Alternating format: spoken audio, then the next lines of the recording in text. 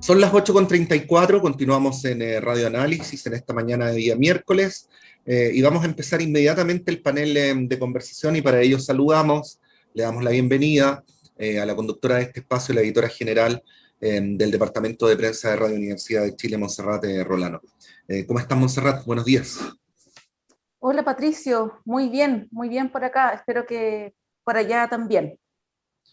Está todo bien y espero que esté bien también en los lugares donde están nuestros panelistas del día de hoy. En primer lugar, Valentina Saavedra. Valentina, bienvenida, como siempre, muchas gracias. Hola, muchas gracias a ustedes, ¿cómo están? Y saludar también al investigador del Instituto de Estudios de la Sociedad, Guillermo Pérez. Guillermo, bienvenido. Hola Patricio, hola Monse, hola Valentina, ¿cómo están? Gracias por la invitación. No, gracias a ti. Bueno, vamos a entrar inmediatamente en materia con los temas, Montserrat. Sí, bueno, saludarlos obviamente en primer lugar. Yo quiero partir con lo último que le preguntaba Patricio al senador Carlos Montes, esta bomba que lanzó ayer Francisco Vidal en una entrevista en La Segunda, en donde plantea que se ha tomado la decisión por parte del PPD de no ir a primarias con el Frente Amplio y el Partido Comunista, adelantándose, como lo corrigió después Heraldo Muñoz, a una decisión del partido que de todas formas se transparentó, que es la que se va a imponer, digamos, y se ha dicho también que es la determinación que estaría tomando el Partido Socialista. Aprovechando la presencia de Valentina, sin perjuicio que obviamente Guillermo también puede analizar este tema, ¿qué les parece, no? Porque se habían hecho muchos esfuerzos durante las últimas semanas por construir una unidad, que uno puede decir a la luz de lo que ha pasado ahora quizás no tenía unos cimientos muy sólidos, ¿no? Y vemos que ocurren este tipo de situaciones que llaman bastante la atención, que ocurran además a pocos días de las elecciones de constituyentes, de gobernadores, donde uno podría esperar que por último, por una cuestión estratégica, se tomaran este tipo de determinaciones los días posteriores. ¿Cómo lo ven, Valentín? Sí, o sea, bueno, como dices tú, yo creo que, claro, quizás la fecha, no sé si es como el momento, no sé si era el momento como para poner como la atención en esta discusión. Yo creo que, considerando que tenemos una elección tan importante como la que vamos a tener el fin de semana, entrar en este debate sobre las alianzas para la primaria, claro, hace que sea como un poco, como que pareciera así como medio descolocado con lo que está pasando en general en el país, pero más allá de eso, mira, o sea, yo lo hemos conversado igual en otras ocasiones. A mí me parece que lo que ha faltado en la oposición en general es una discusión un poco más de fondo respecto a cuáles son los elementos que nos van uniendo, cuáles son las críticas que podemos tener sobre un sector u otro, y sobre todo una reflexión respecto a en el momento en el que estamos y cómo es que llegamos a esto.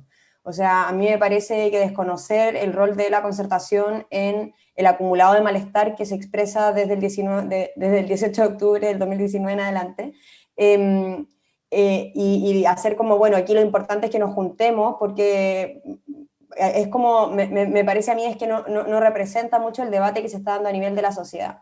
Y esto, bueno, como yo se los comentaba en un momento, cuando fue esto de que se juntaron todos los candidatos presidenciales de la oposición y no sé qué, que bueno, que al final, cuando la discusión se trata exclusivamente de cómo juntamos siglas o juntamos como un poco como creyendo que los votos son como una suma cerrada, ¿no? Como, bueno, nosotros tenemos estos votos, nosotros, ustedes, no sé qué, entonces así le ganamos a la derecha.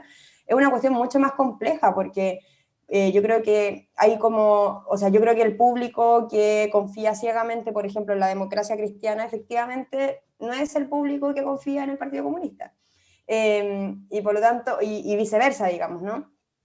Y a mí lo que me parecía que le podía dar sustento, digamos, a una primaria conjunta era poder reflexionar y resolver esa diferencia, o por lo menos verbalizarla, y bueno, discutamos cómo las vamos a enfrentar, y no solamente, digamos, estos esfuerzos que yo creo que efectivamente se habían estado haciendo, no es, digamos, solo discurso, sino que efectivamente se está intentando hacer un esfuerzo de tener algún grado de unidad.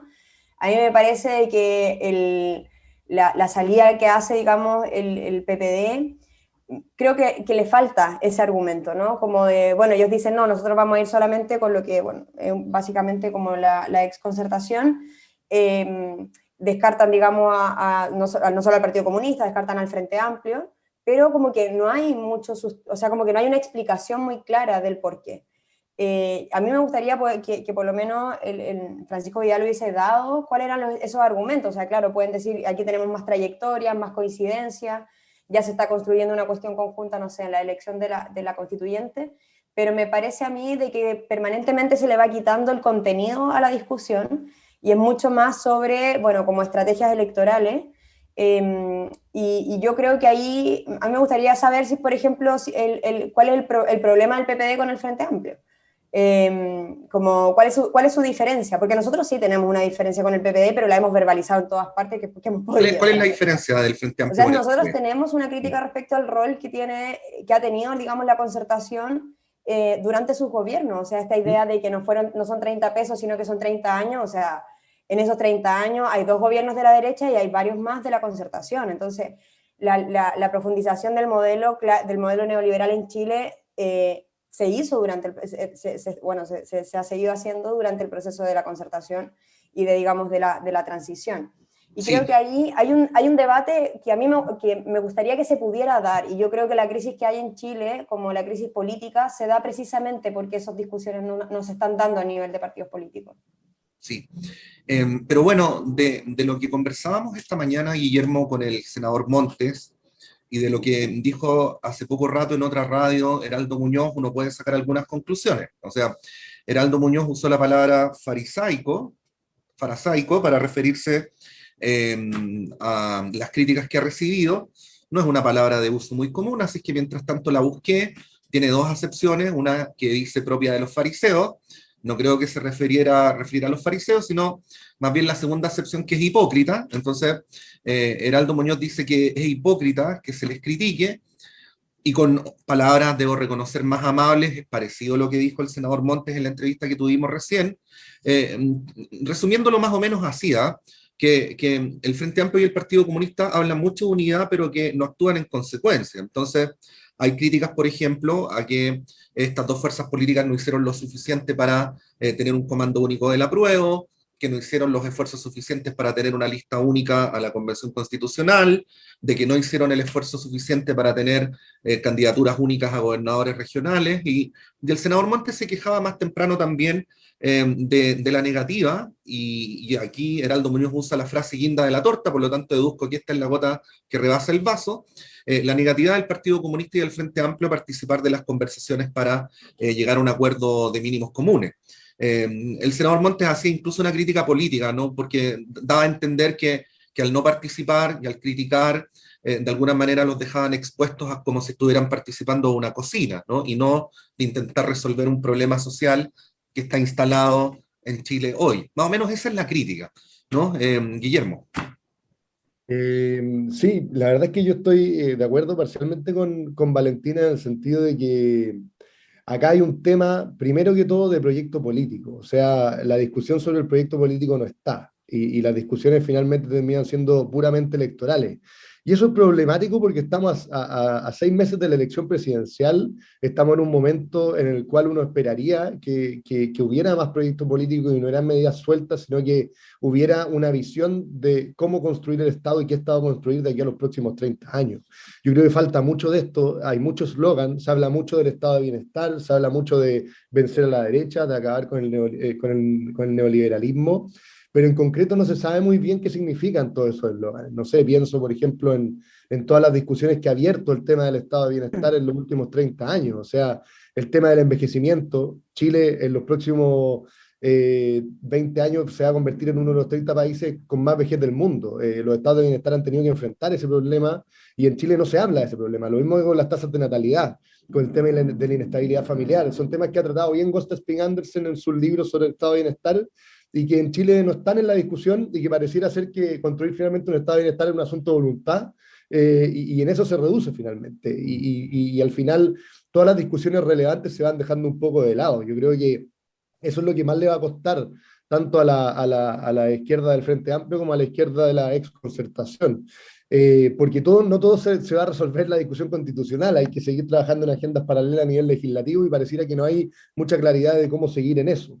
Ahora yo creo que respecto del tema puramente electoral del que hablas tú, Pato, a mí me parece bastante lógico que se empiecen a dar estas diferencias entre el Partido Comunista del Frente Amplio y la exconcertación. Hay que considerar que el Frente Amplio aparece como una especie de alternativa a la concertación, ¿no es cierto? Siempre mirando la labor de la concertación con una especie de resquemor y hasta incluso uno podría decir con una suerte de desprecio, ¿no es cierto? O sea, Valentina decía, no son 30 pesos, son 30 años, y en esos 30 años hubo muchos gobiernos de la concertación, y la verdad es que a mí siempre me ha parecido extraño cómo la exconcertación ha cedido completamente al diagnóstico que ha construido el Frente Amplio en los últimos 30 años.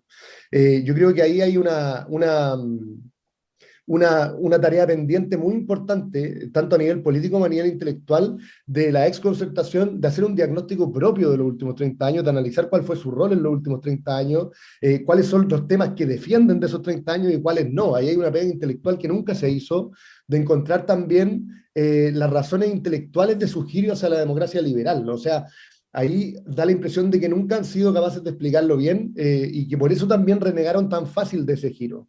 Y la verdad es que no han logrado salir nunca de esta especie como de culpa, de esta especie de del dominio del discurso del autoflagelante, para poder ofrecer un proyecto político de aquí en adelante, porque la verdad es que sin ese diagnóstico es imposible construir un futuro. Y yo creo que esto puede ser una buena noticia en el sentido de que les permite por fin comenzar a diferenciarse del Frente Amplio del Partido Comunista y darse cuenta que son una izquierda distinta. Pero también en ese sentido uno podría pensar que el desafío es mucho mayor de lo que estoy diciendo, porque no sé, pienso por ejemplo que hay cosas que yo soy un defensor de los últimos 30 años, de muchas de las cosas que se hicieron. Yo sé que hubo muchos problemas y que esos problemas hay que solucionarlos, pero también se avanzó en muchas otras cosas. Pero el tema es que la concertación no fue capaz de explicar, por ejemplo, no sé, pongo un ejemplo muy, muy concreto. Ricardo Lagos, que fue el primer presidente socialista después de Salvador Allende, fue al mismo tiempo uno de los presidentes con mayor cercanía al mundo empresarial. Yo no digo que eso sea malo per se, pero eso requiere al menos una explicación, y esa explicación nunca ha estado. Entonces yo creo que es el momento hoy día de construir esa explicación, de construir un diagnóstico de los últimos 30 años, y a partir de eso recién se va a poder, creo, construir un proyecto político a futuro como el que estaba hablando en el primer punto. Sí, Valentina, me imagino que tienes algo que decir al respecto.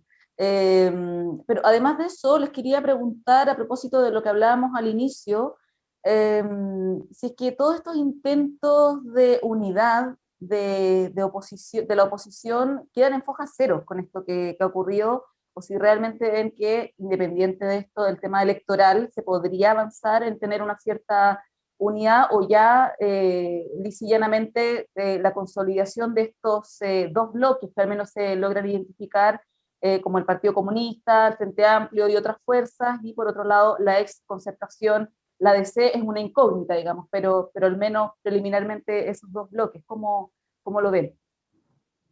Primero, respecto a lo que dice Guillermo, a mí, yo de alguna manera coincido también en que acá lo que falta es una evaluación crítica del rol que ha tenido la concertación, y no una evaluación nuestra, digamos, sino que una evaluación de ellos. O sea, nosotros o sea, Guillermo decía, el Frente Amplio nació de alguna manera como desde una postura crítica hacia lo que estaba haciendo la concertación, considerando además de que nosotros hemos sido parte digamos, de las movilizaciones que se dieron no solo en el gobierno de Piñera 1, 2, sino también, digamos, en la crítica al proceso de privatización que se vivió en Chile y de instalación neoliberal. Entonces, creo que no es como digamos, no es, no sé, un enigma cuál es la crítica que tenemos nosotros a ese proceso.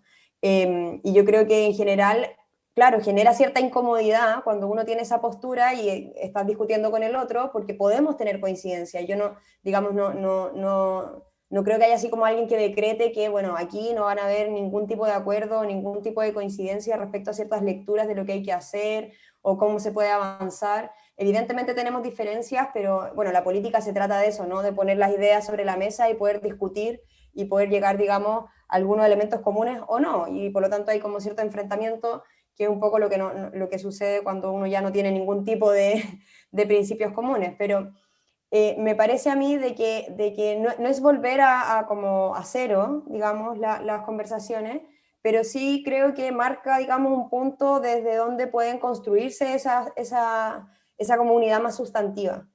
A mí me parece que el Frente Amplio, por ejemplo, con el Partido Comunista y con las, digamos, distintas fuerzas que también se han ido sumando, tienen posibilidad también de construir esa unidad más sustantiva, sí. Creo que falta, también, de todas maneras, a mí me parece que es insuficiente una alianza de ese tipo, no, y no me refiero a que es insuficiente porque, no, porque faltan, digamos, más fuerzas políticas constituidas, sino que yo creo que falta más como ampliarse hacia como el mundo social, que es el que un poco empujó el proceso en el que estamos. O sea, no habría cambiado la Constitución si no hubiese movilizaciones, y digámoslo, no fueron los partidos los que instaron a la movilización. Entonces me parece a mí de que ese como amplitud de la política que se dio, digamos, con la revuelta, también debiese ojalá representarse en el proceso, digamos, electoral y de más constitución política propiamente tal. Pero respecto como a las conversaciones que se pueden dar con la concertación, bueno, claro, ahí en la traducción que nos hace Patricio respecto a las declaraciones, claro, yo creo que es una percepción que pueda tener, y me parece legítimo cada uno tener una opinión respecto a lo que hace el otro, pero sí a mí me parece de que acá era como, yo creo que intentar un poco pegotearnos y que le falta sustento. Yo creo que, y llevamos mucho rato planteándolo, o sea, no es una cosa así como que, mira, que a una semana podríamos sentarnos a discutir sobre lo que pensamos. O sea, llevamos, yo diría, como años en ese esfuerzo de, oye, sentémonos a discutir realmente como cuál ha sido el rol y cómo es que el país llegó a este punto. Y creo que, claro, o sea, me parece también un poco más cómodo decir, no, mira, aquí no hubo unidad, no se puede hacer, que hacer el esfuerzo de sentarse y efectivamente hacer esa evaluación crítica. Y que yo lo mencioné en un panel, o sea, como en una de este panel hace algunas semanas. ¿Sí?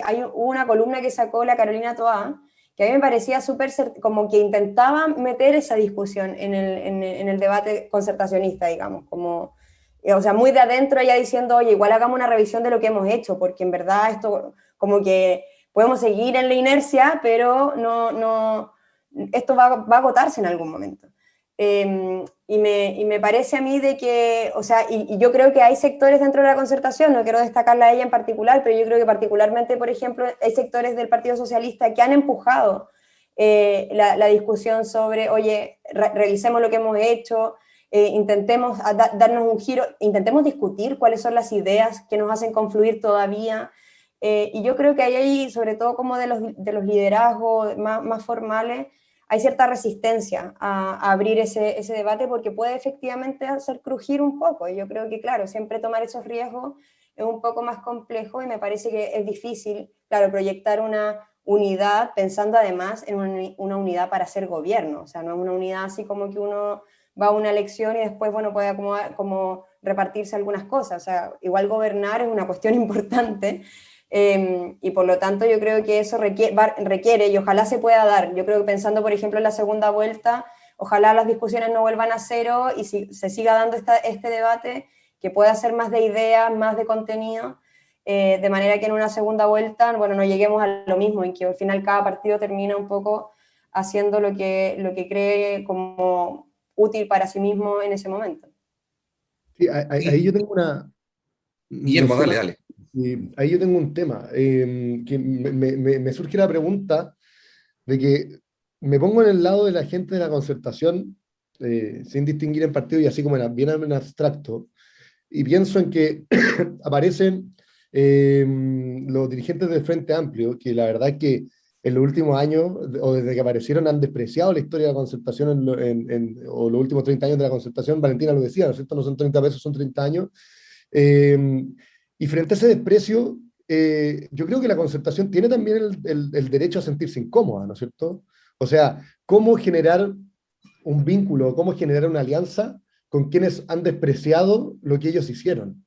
Y por eso también insisto en que el tema de generar un diagnóstico propio de la misma concertación, o sea, de la exconcertación, respecto de los últimos 30 años, es súper importante para recién iniciar las negociaciones, porque si no, la exconcertación va a estar siempre incómoda. Va a ser imposible entrar a una negociación si es que no hay un diagnóstico propio de lo que ocurrió en los últimos 30 años. Sí, no, yo simplemente quería decir que así como ustedes señalan que hay análisis que no se han complejizado lo suficiente, creo que también se hace necesario complejizar el concepto de unidad, ¿no? Porque cuando uno usa la palabra unidad, como que suena bien de entrada, y quién no quisiera la unidad y así, cosas por el estilo, pero lo cierto es que uno procura unidad con quien puede alcanzar unidad, ¿no? No con quien no puede. Y, y de repente pienso que en cierto punto es mejor que determinadas fuerzas políticas o determinados actores políticos reconozcan que tienen proyectos políticos distintos, y que eso es muy legítimo, a tratar de alcanzar una unidad que, como decía Valentina, luego se traduce en problemas en el gobierno. Voy a dar una opinión personal, bueno, como todas las opiniones, pero a mí me parece que ese fue el corazón del problema que tuvo el segundo gobierno de la presidenta Bachelet. O sea, un proceso de unidad tan amplio, ¿no? Una consecución de la unidad tan amplia y por lo tanto supuestamente satisfactoria, que hacía que en la misma coalición, voy a hacer la caricatura, pero para explicarlo, ¿no? Convivieran Mariana Elwin y Camila Vallejo, que representan dos visiones antagónicas respecto a un asunto tan central como la educación. Entonces, muchas veces vimos un gobierno multiplicado por cero, presidentes de partidos que se desmarcaban del propio programa de gobierno, y al fin y al cabo eso no solamente es un problema de coaliciones políticas, Guillermo, Valentina, termina traduciéndose en el problema de que las fuerzas políticas en el gobierno no son capaces de canalizar los conflictos sociales, las diferencias que se producen en la sociedad. Entonces, claro, la pregunta respecto a hasta dónde procurar la unidad, creo que es una pregunta que hay que hacérsela y hay que procurar contestarla también. No sé cómo lo ven.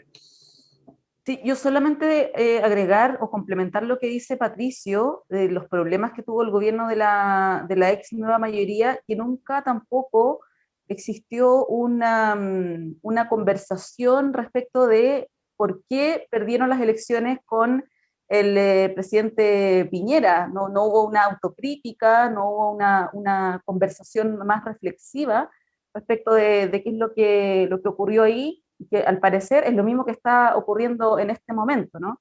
Eh, Les dejo planteado el tema para que lo conversemos a la vuelta de la pausa, porque son las 8:56.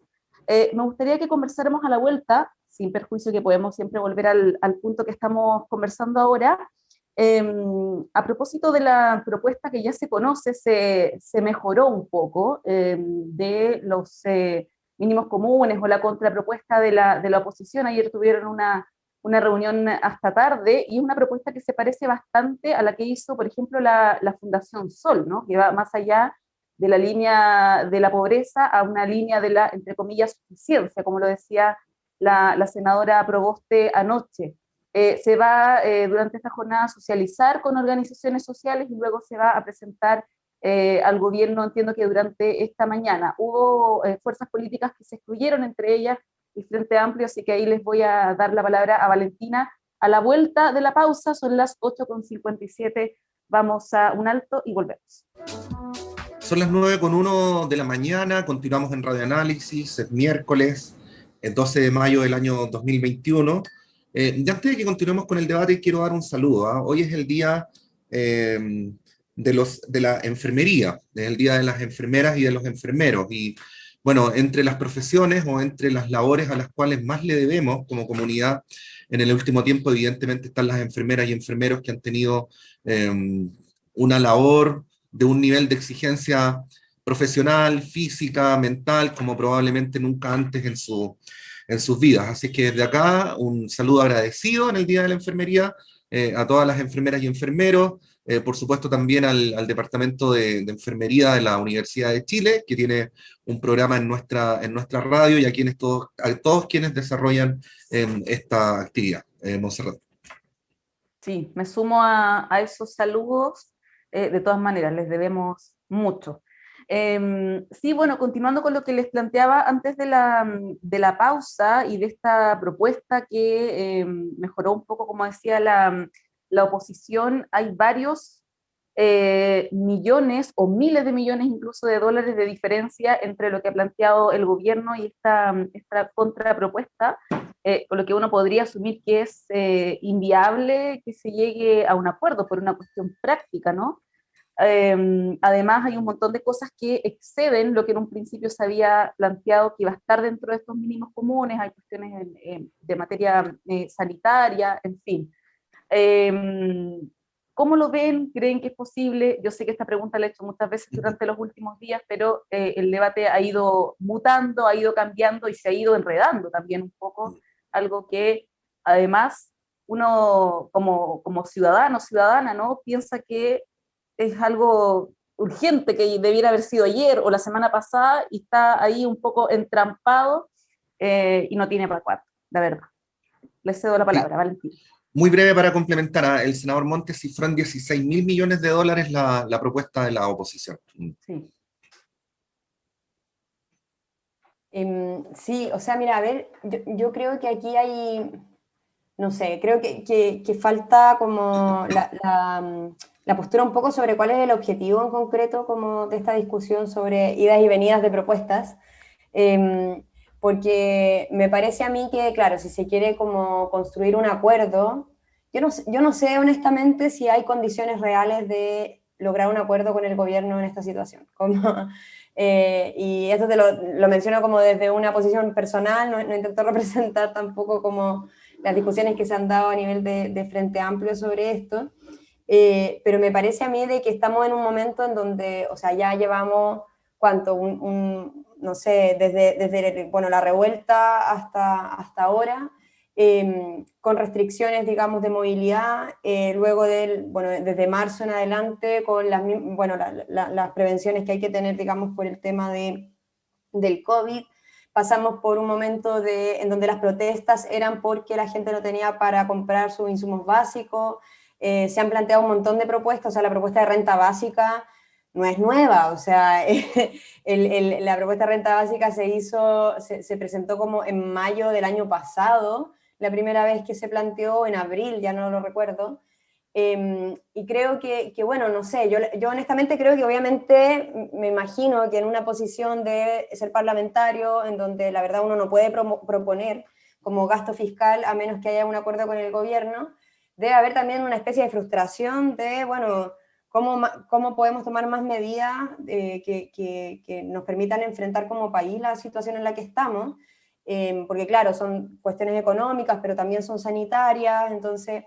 sin embargo, como yo personalmente siento como que, me imagino que no somos pocos, que ya tenemos poca expectativa de lo que el gobierno en verdad está dispuesto a dar para que la gente no sufra las consecuencias de la crisis. Creo que si hubiese algo más de disposición, no necesitan un acuerdo con la oposición para presentarlo y no lo han hecho en un año y medio. Entonces, no, creo que ahí un poco, no sé, siento que es como, bueno, sí, tienen que hacerlo porque es un poco su deber, seguir intentando, pero me parece a mí que ya es como difícil tener la esperanza de que el gobierno permita tener alguna medida en donde no se le cargue, digamos, a la gente la crisis, y creo que en ese sentido, bueno, yo pensaría más...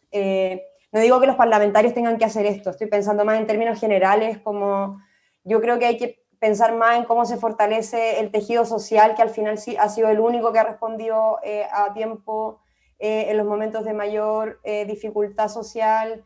Creo que hay que pensar cómo eso puede proyectarse en el proceso constituyente. Creo que hay que pensar, por ejemplo, en el proceso constituyente en esta situación en donde el presidencialismo no nos ha permitido enfrentar una crisis de manera digna como país.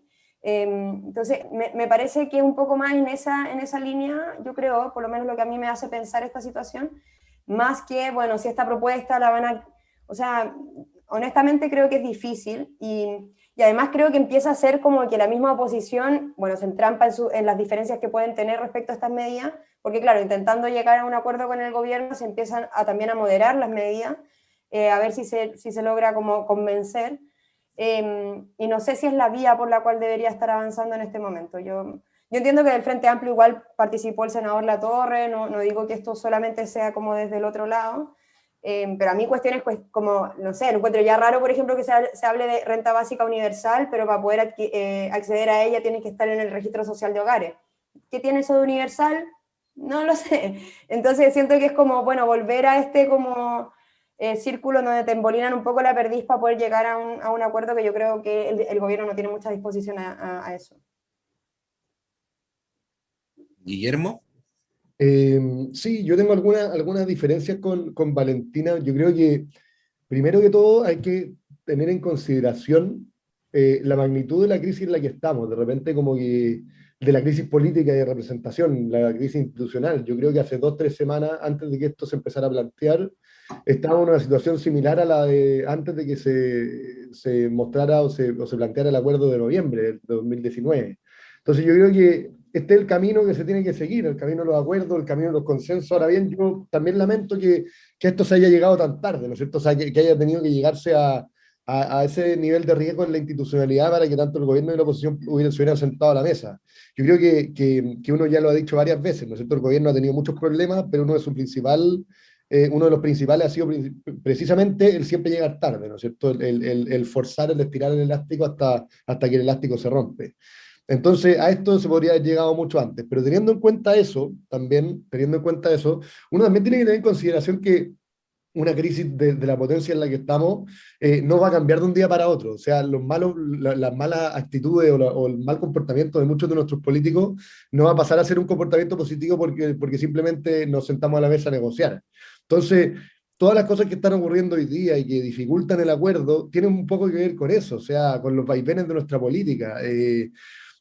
Todo esto es muy frágil y yo creo que lo primero que debemos hacer es cuidarlo porque puede quedar en nada de un momento a otro. Y ahí yo creo que hay una parte de tanto del gobierno como de la oposición que están cometiendo errores. O sea, en la oposición creo que se está yendo hacia ciertos maximalismos que son complicados de entregar hoy día, ¿no es cierto? O sea, pienso, por ejemplo, en esa parte de la oposición que pedía la semana pasada agregar el tema del indulto a los detenidos por el 18 de octubre. Yo creo que ese tipo de cosas, o pedirle al gobierno que ceda en algo así, cuando son discusiones completamente de fondo, es bien complicado. Entonces, me da la impresión de que muchas veces este acuerdo por parte de la oposición se está usando como para tratar de frenar cualquier posible triunfo del gobierno y también para frenar a Yanna Proboste, ¿no es cierto? O sea, ahora, por ejemplo, Jimena Rincón, Paula Narváez se están como mostrando como más moderadas, como tratando de empatar, cuando la verdad es que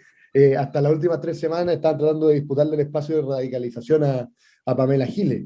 Y en ese sentido uno podría también pensar en que las medidas, no sé, o sea, yo estoy de acuerdo en que el gobierno tiene que gastar más, que tienen que haber propuestas más universales, que la focalización tiene serios límites, especialmente en momentos de crisis, pero que también hay que plantear medidas que sean realistas, ¿no es cierto? O sea, uno de repente escucha medidas de renta básica universal que incluso superan el presupuesto mensual del Estado. Entonces, ese tipo de cosas son difíciles de poder aprobar, ¿no es cierto? Yo creo que ahí también hay un gran desafío para la oposición en su conjunto de tener planes económicos que sean más realistas también, o sea, que tengan en consideración que el Estado tiene recursos limitados y que el Estado no tiene toda la plata para poder gastarla, y que tampoco ni el royalty ni el impuesto a los súper ricos van a ser insumos suficientes para poder solventar todos estos gastos considerando los problemas que tienen. No sé, pienso por ejemplo en el impuesto a los súper ricos, en un informe que apareció del CEP hace un par de años.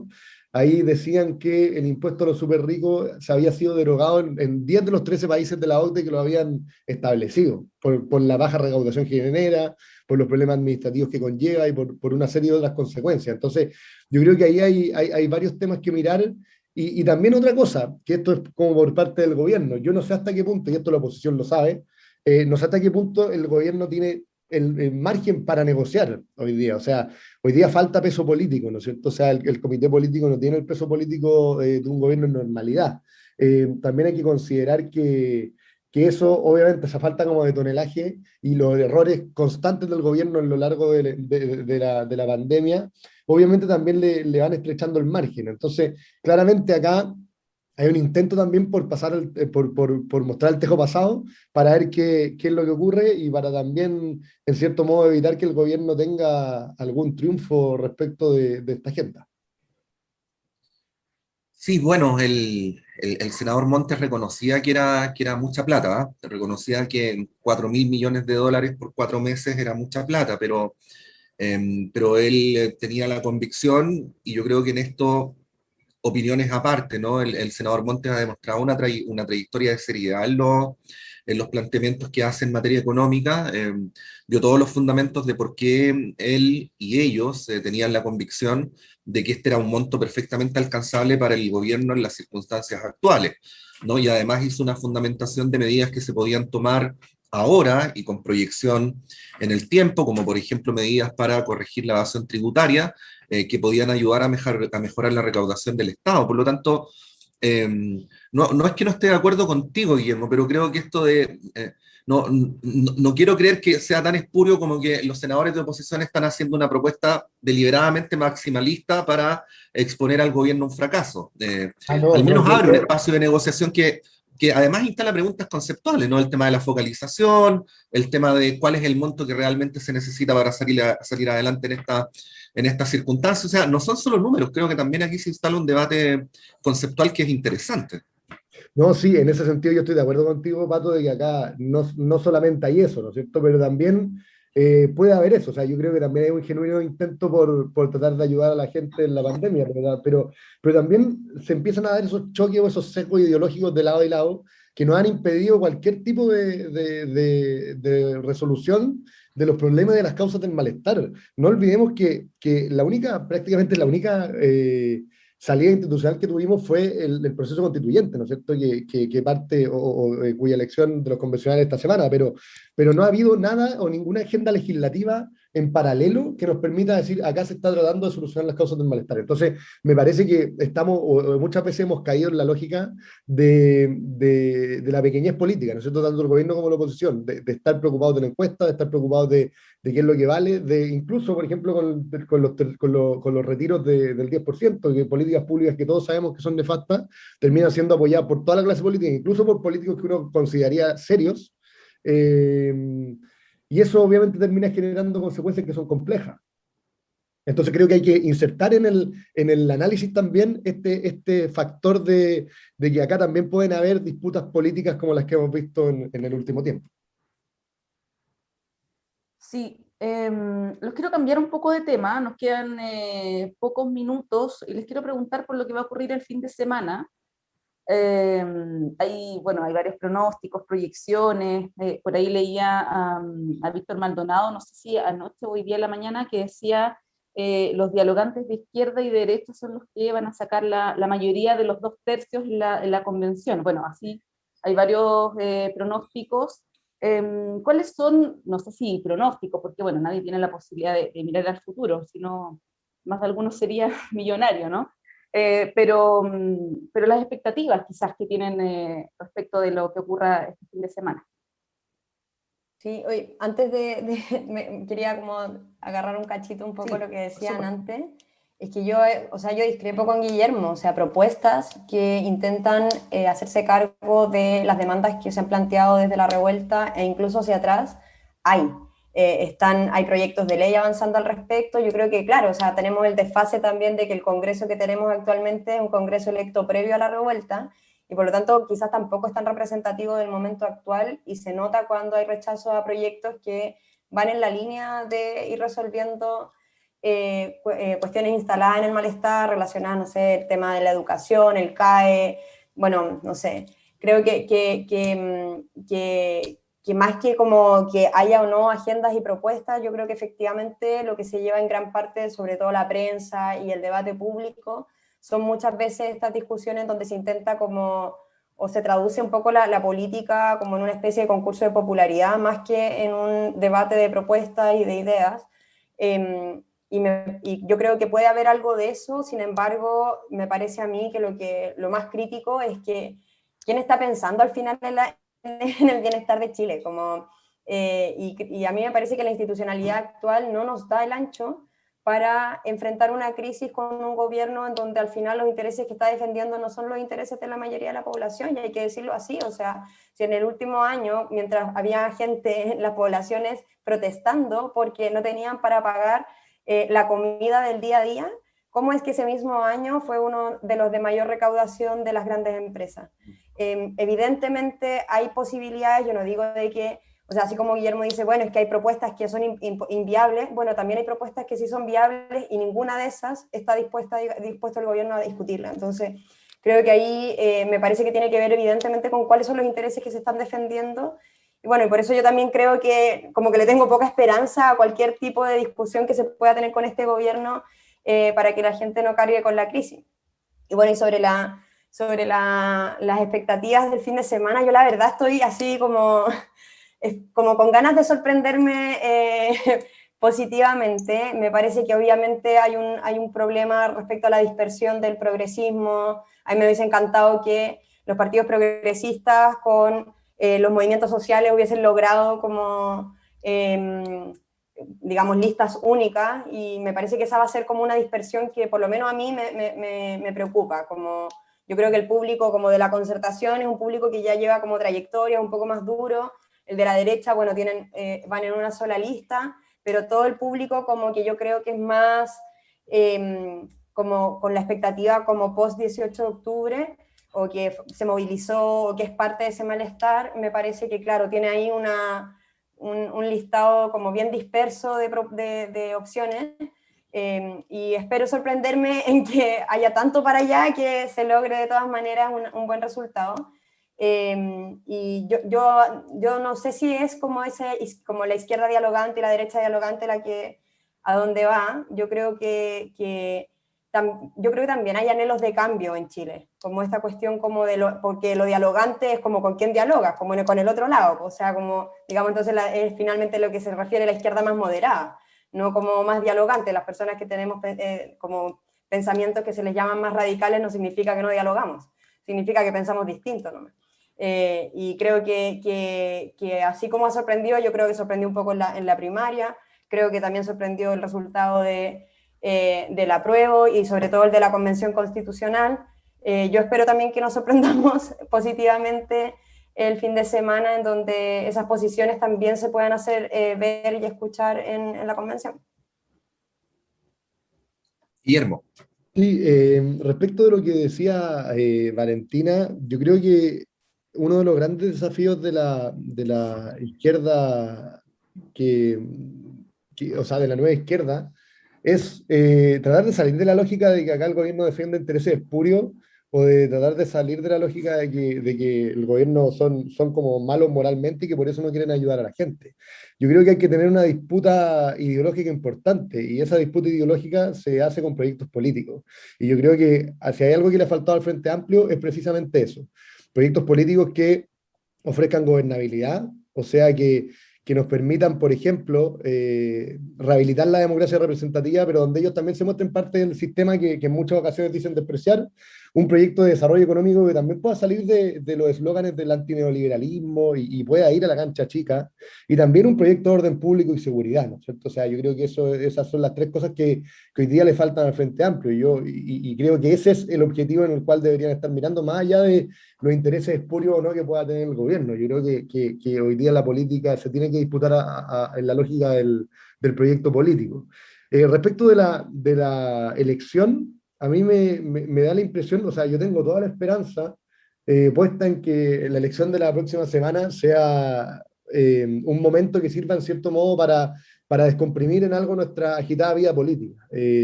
También yo creo que va a ser un muy buen parámetro para saber qué está ocurriendo en Chile. Pero también tendría cuidado con reducir la elección del sábado y el domingo solamente a un asunto de los convencionales, porque también vamos a tener por primera vez en la historia elección de gobernadores regionales, y creo que ese es un punto fundamental. ¿Por qué? Porque muchas de las causas del malestar en el que estamos inmersos también tienen un origen a nivel local.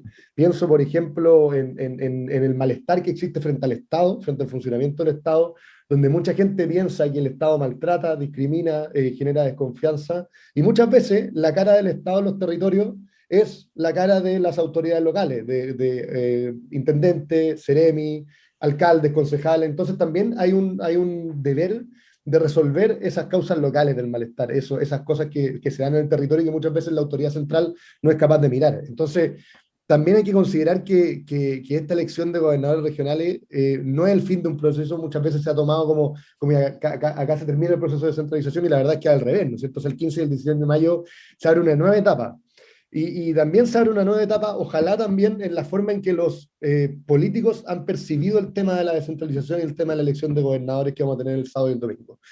Tanto en la tramitación, porque fueron muy displicentes durante el tiempo en que se estaban legislando estos proyectos. O sea, no sé, por ejemplo, hoy día se habla de que faltan competencias a los gobernadores regionales, pero el proyecto de competencia estuvo desde el 2011 al 2018 en el Congreso, o sea, tuvieron 7 años para poder arreglar las competencias. Y por otro lado, también la displicencia con la que algunos candidatos han tomado también el cargo de gobernador regional. O sea, está lleno de programas de media página, de las peleas por la oficina del intendente, de promesas imposibles de cumplir, y además candidatos incluso que no saben ni siquiera a qué cargo parecieran estar postulando. Entonces, falta una seriedad respecto del proyecto, del proceso de descentralización, y yo creo que nos hemos centrado mucho en la elección de convencionales, también la de alcaldes, pero la elección de gobernadores regionales queda un poco desplazada y tiene una importancia trascendental en lo que se viene de aquí en adelante. Sí, bueno, y varias interrogantes que se abren a partir de esa elección de la de los gobernadores regionales. Nosotros, bueno, hemos venido tratando ese tema desde hace muchísimo tiempo, todo lo que costó para que pudiera salir esa ley, una demanda histórica de las regiones, pero claro, se abren una serie de interrogantes respecto de la implementación de esta figura y cómo va a convivir con la del delegado presidencial, ¿no? Y, bueno, hay varias cosas ahí, hay atribuciones que a los regionalistas les hubiera gustado que tuviera el gobernador o gobernadora regional y que no las va a tener, pero es un proceso que está abierto y que me imagino que también se va a ir complementando con lo que surja de la redacción de la nueva Constitución. Sí, efectivamente. Bueno, vamos a vivir este fin de semana, que duda cabe, una situación histórica. Yo lo comentaba, no solo lo de los gobernadores regionales, lo de la Convención Constitucional, pero agrego, primera vez que en nuestro país vamos a tener una elección donde va a haber efectivamente un mecanismo que cautele la paridad de género, donde va a haber un mecanismo que cautele la participación de los pueblos originarios.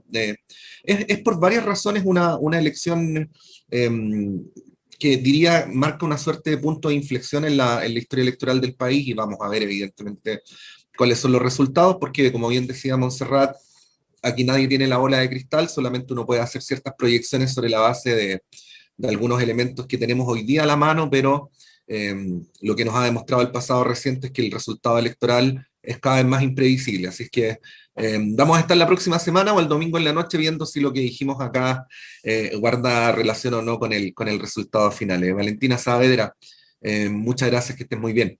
Muchas gracias a ustedes, que estén bien. Y Guillermo Pérez, muchas gracias, que estén muy bien.